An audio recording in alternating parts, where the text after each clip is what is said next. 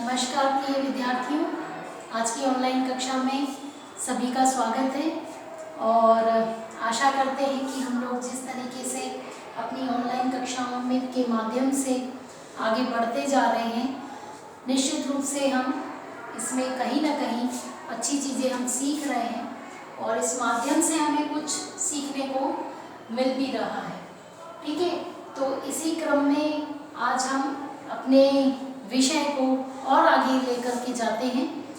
पिछली कक्षाओं में हम सामाजिक सर्वेक्षण को लेकर के काफ़ी कुछ बातें हुई हैं।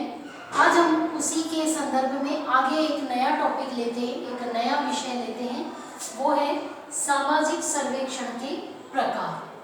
ठीक है, तो सामाजिक सर्वेक्षण के प्रकार कितने हैं उसके भी हम आज यहाँ पर चर्चा करेंगे। उसमें हमें आज जो बिंदु मिलेंगे वो मिलेंगे अलग अलग समाजशास्त्रियों के अनुसार। जैसे हम पहला लेते हैं वेल्स के अनुसार, तो वेल्स ने सामाजिक सर्वेक्षण को कितने प्रकारों से उसको विभाजित किया है। ठीक है, तो वेल्स ने सामाजिक सर्वेक्षण को दो प्रकारों में विभाजित किया है। पहला प्रकार है प्रचार सर्वेक्षण और दूसरा प्रकार है तथ्य संकलन सर्वेक्षण।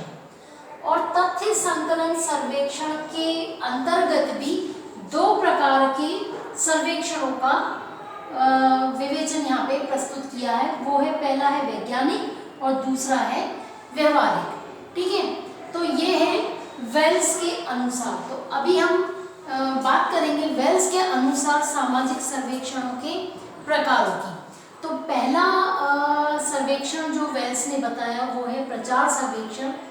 इसे कैसे कहते हैं या किस प्रकार से किया जाता है, तो इसको हम ऐसा समझें कि इस प्रकार के सर्वेक्षण में जनता में जागृति उत्पन्न करने या किसी वस्तु का प्रचार करने के उद्देश्य से जो भी सर्वे किए जाते हैं उसे हम प्रचार सर्वेक्षण कहते हैं। हम उसको उदाहरण के रूप में ले लें तो हमें बहुत समझने में आसानी होगी कि आजकल व्यवहारिक रूप से कई कंपनियां सर्वे करवा रही हैं। तो ये क्या है, सभी चीज़ का आजकल प्रचार प्रसार हो रहा है, तो ये सब प्रचार प्रसार सर्वेक्षण के उदाहरण होंगे। दूसरी बात हम करें तथ्य संकलन सर्वेक्षण की, तो तथ्य संकलन सर्वेक्षण में क्या है, इस प्रकार के सर्वेक्षण के अंतर्गत वास्तविक तथ्यों का संकलन किया जाता है। ठीक है, तो जो वास्तविक तथ्य हैं वो कैसे होंगे, वो दो प्रकार के होंगे, या तो वैज्ञानिक होंगे या फिर वो व्यवहारिक होंगे। तो वैज्ञानिक सर्वेक्षण में क्या होगा, वैज्ञानिक अध्ययन में किसी घटना के संबंध में वास्तविक स्थिति जानने या सिद्धांतों के परीक्षण के लिए तथ्यों का संकलन किया जाता है। और वहीं व्यवहारिक सर्वेक्षण का जो उद्देश्य है उसमें क्या होगा, सामाजिक समस्या के समाधान के लिए आवश्यक तथ्यों का संकलन किया जाता है। ठीक है, अब हम बात करें आगे, यदि हम चलें तो फिर क्या होगा, अब हम बात करेंगे हाइमन के अनुसार। तो हाइमन ने सामाजिक सर्वेक्षण के प्रकारों को उन्होंने दो प्रकार से विभाजित किया। पहला किया विवरणात्मक और दूसरा है व्याख्यात्मक सर्वेक्षण। और व्याख्यात्मक सर्वेक्षण के भी चार प्रकार बताए हैं। तो हम जब पहली बात करते हैं विवरणात्मक सर्वेक्षण की, इसमें क्या होता है, तो इसमें किसी सामाजिक व्यवस्था या सामाजिक प्रक्रिया या सामाजिक घटना या फिर सामाजिक व्यवहार प्रतिमान के विवरणात्मक विश्लेषण के लिए उपयोग किए जाता है। और इस प्रकार का जो सर्वे है वो इस सब सामाजिक घटनाओं को लेकर के इनका सर्वे किया जाता है। दूसरी बात हम यदि करें व्याख्यात्मक की, तो इसमें क्या होगा, इसमें किसी समस्या या घटना के कारणों की व्याख्या करने या फिर सिद्धांतों को प्रतिपादित करने के लिए किया जाता है।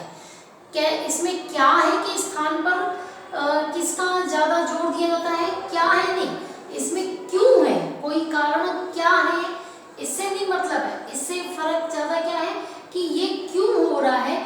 इस प्रकार के सर्वे का आधार है व्याख्यात्मक में, इसको ज़्यादा महत्व दिया जाता है। इसमें हम 4 प्रकारों की बात करेंगे। पहला प्रकार हम लेते हैं मूल्यांकनात्मक, जिसके अंतर्गत इसका उद्देश्य जो है निष्कर्षों के आधार पर सामाजिक घटना या समस्या में आवश्यक सुधार या परिवर्तन हेतु परियोजना का जो निर्माण करना होता है, इस प्रकार के मूल्यांकनात्मक सर्वेक्षण किए जाते हैं। दूसरा हम बात करें निदानात्मक, तो निदानात्मक में क्या होगा, किसी समस्या के समाधान के लिए उस समस्या के कारणों को जानने के लिए किए जाने वाला जो सर्वेक्षण है वो निदानात्मक सर्वेक्षण कहलाता है। उदाहरण जैसे बाल विवाह के संदर्भ में हम ले लें तो उसके कारणों को जानने के लिए जो किया जाने वाला सर्वे होगा वो इस प्रकार के अंतर्गत आएगा। तीसरा हम बात करेंगे भविष्य निर्देशक, तो भविष्य निर्देशक क्या होगा, इस प्रकार का जो सर्वेक्षण है जिसका उद्देश्य वर्तमान स्थिति न होकर के भविष्य के संबंध में अनुमान करना होता है। और इस प्रकार के जो सर्वे होते हैं वो इस भविष्य निर्देशक की श्रेणी के अंतर्गत आते हैं। इसको जैसे उदाहरण के रूप में ये माने, जैसे मान लीजिए 5 वर्ष की बाद की समाज में क्या स्थिति, विभिन्न विभिन्न क्षेत्रों में क्या स्थितियां होने वाली हैं, उसका यदि सर्वे करवाया जाए तो ये इस प्रकार के जो सर्वे है वो इसके अंतर्गत आएंगे। चौथी हम बात करें तो क्या होगा, वो है द्वितीयक विश्लेषण। तो जब कोई सर्वेक्षणकर्ता अपनी समस्या या विषय पर प्रकाश डालने वाले तथ्यों का संकलन करने के पूर्व में ही किए गए सर्वेक्षणों की सामग्री का उपयोग यदि करता है और उस आधार पर नए नियम या अनुमान को खोजता है, तो फिर क्या होगा, इस प्रकार का जो सर्वे होगा वो द्वितीयक विश्लेषण कहलाएगा। ठीक है, तो ये दोनों जो प्रकार हमने बातें की वो है वेल्स और हाइमन के अनुसार। एक लास्ट में समुदाय या क्षेत्र के आधार पर यदि हम वर्गीकरण सर्वेक्षण के प्रकारों की बात करें तो उसमें हमें तीन ऐसे मिलते हैं। पहला है नगरीय सर्वेक्षण, दूसरा है ग्रामीण सर्वेक्षण और तीसरा है जनजातीय सर्वेक्षण। तो नगरीय समुदाय की समस्याओं से जब संबंधित सर्वे किए जाते हैं तो नगरों के विकास एवं उससे संबंधित विभिन्न पक्षों में पड़ने वाले प्रभावों का जो अध्ययन किया जाता है वो सब किसके अंतर्गत आता है, वो नगरीय सर्वे के अंतर्गत आता है। यदि हम ग्रामीण सर्वेक्षण की बात करें तो ग्रामीण क्षेत्रों के संबंधित समस्याओं का जो अध्ययन या समाधान किया जाएगा वो ग्रामीण विकास से संबंधित जो भी सर्वे किए जाएंगे वो सब ग्रामीण सर्वेक्षण के अंतर्गत आते हैं। और अंत में हम बात करेंगे जनजातीय सर्वेक्षण की। तो जनजातीय समुदाय से संबंधित समस्याओं के निराकरण के लिए जो किए जाने वाले सर्वे हैं वो जनजातीय सर्वेक्षण कहलाते हैं। ठीक है, तो आज हमने सामाजिक सर्वेक्षण के वेल्स के अनुसार, हाइमन के अनुसार, और तीसरी बात हम समुदाय या क्षेत्र के आधार पर सामाजिक सर्वेक्षण के प्रकारों की बात यहाँ पर की है। ठीक है, तो आज की कक्षा के लिए इतना ही। अगली कक्षा में फिर उपस्थित होंगे, तब तक के लिए धन्यवाद।